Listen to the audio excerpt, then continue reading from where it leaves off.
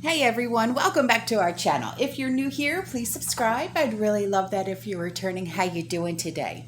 Well, before we get started, grab your coffee, maybe some chocolate, because you just never know with me.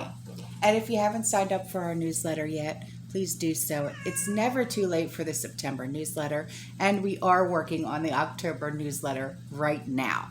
So get a hold of me or Trish. Our information is always in the description box below, along with all the important information that we always want you guys to have, okay? So, right now, there is a tropical storm by the name of Nicholas, okay? And if you are in the vicinity, like where I am in the Tampa Bay area, okay, or the Gulf Coast, okay, listen up, okay? It's got Texas in its path, okay? So if you are in Texas, please listen up, okay? Tropical Storm Nicholas, the Atlantic hurricane season's 14th named storm, has formed in the Gulf of Mexico. The National Hurricane Center has said. The 14th named storm in the Atlantic Basin typically doesn't form until November 18th, and as an average season has this number of storms.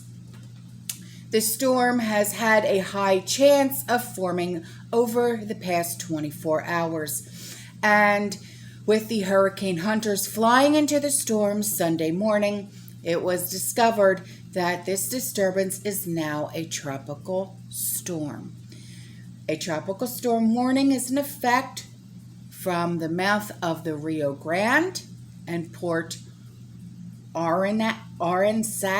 It's Aransas in Texas. And that means winds of at least 39 miles per hour are expected within the next 36 hours, okay? Storm surge and tropical storm watches have also been issued, meaning dangerous, life-threatening storm surge, tropical storm forced winds are possible within 48 hours, respectively, okay? Now, the Hurricane Center predicts the storm will intensify to 65 miles per hour by Tuesday morning. Located at or just offshore from the southern Texas coast, with the exact track of Nicholas still uncertain. Okay, you know how these things are. They're very uncertain. We still have a possibility of further strengthening if this storm stays off center further northward. Okay, Nicholas will be entering some of the warmest waters in the Gulf. Now, the center of the storm should move through or near Texas on Monday evening, or southern Texas, and Tuesday for upper portions of the coast. Heavy rain will be the main threat, with a widespread of 5 to 10 inches expected for coastal Texas, with localized areas of up to about 15 inches. Now, this rainfall may produce areas of flash urban and isolated river flooding, including in and around the Houston metro area. A flash flood watch is in effect for the coastal region of Texas, including Houston, Corpus Christi, and southwestern Louisiana, which includes Lake Charles. Even with an earlier landfall in southern Texas, this storm has the potential for widespread flash flooding. Houston can easily have problems with 4 to 5 inches of rain. More than that will create bigger problems here. Now, storm surge will also be a risk with 2 to 4 feet forecast from the U.S.-Mexico border through High Island, Texas. Now, showers and thunderstorms will also begin to move into coastal Texas and Louisiana Sunday afternoon. But storms will remain in the forecast throughout much of this week. So, with that being said, please prepare, okay? I know I've said this so many times in the past. Just please be prepared, okay? Now, on to the next thing.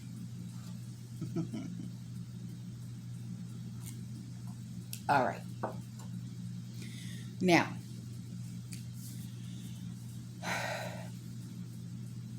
there was a hack, okay? Yeah, of the Texas GOP website. And the hack was done on 9/11. And the website of the Texas Republican Party was hacked Saturday by a group that claimed to be protesting the state's newly enacted law. And this is according to reports, okay? Now, among those reacting to the news was John Cooper, and he's a former New York financial advisor to Potato and also former President Obama. And it made my day, Cooper said. Yeah, he wrote that on Twitter on Saturday as the nation marked the 2020 anniversary, okay? Now, Cooper served as the National Finance Chairman for Draft Potato 2016. He did. It was the Long Island campaign chairman for Obama and served as majority leader in the legislature of Suffolk County, New York. Yeah. And last month, Cooper tweeted a photoshopped mashup of real-life mandate protesters. He did. And the child character from the 1999 movie The Sixth Sense. And he added this comment, "I see soon-to-be dead people." How nice is that of him? And added to the Texas GOP site over several hours on Saturday were a Rick Ashley a music video. You know that song, "Never Gonna Give You Up, Never Gonna Let You Down." You remember that song? What was it, the 90s or whatever? And a photograph and a statement claiming the state's Republicans were trying to take away women's rights. Now, Texas, taking voices from women to promote theocratic erosion of church versus state barriers. The group conducted the hack identified itself as anonymous with a banner across the top of the page. Now, Texas Senate Bill 8, which many supporters called the Heartbeat Bill, stormy, took effect on September 1st. After being passed by the state's GOP-led legislature and signed into law by Republican Governor Greg Abbott, the U.S. Supreme Court voted 5-4 not to block the law, but on September 3rd, a Texas judge issued a temporary restraining order shielding the state's clinics from facing lawsuits that are permitted under the new law. A hearing in the case is scheduled for Monday, so tomorrow. Okay. Now, meanwhile, the U.S. Justice Department on Thursday filed a lawsuit against Texas, claiming the state's new law is unconstitutional. And Texas Attorney General Ken Paxton and other Republicans have vowed to defend the new law. Now, Potato should focus on fixing the border crisis, Afghanistan, the economy, and countless other disasters instead of meddling in states' sovereign rights, Paxton wrote on Twitter. "I will use every available resource to fight for life." The law, which Abbott signed in May, prohibits these procedures once a heartbeat can be detected, usually around 6 weeks, and also allows individuals who oppose these procedures to sue clinics and others who assist a woman in getting this procedure. Liberals, including Democratic lawmakers and celebrities, have spoken out against the Texas law, and some businesses have taken stands against it as well, including ride-hailing service providers Lyft and Uber, and have pledged to help any drivers who are sued because of the law. Why would Lyft and Uber have anything to do with a Texas law?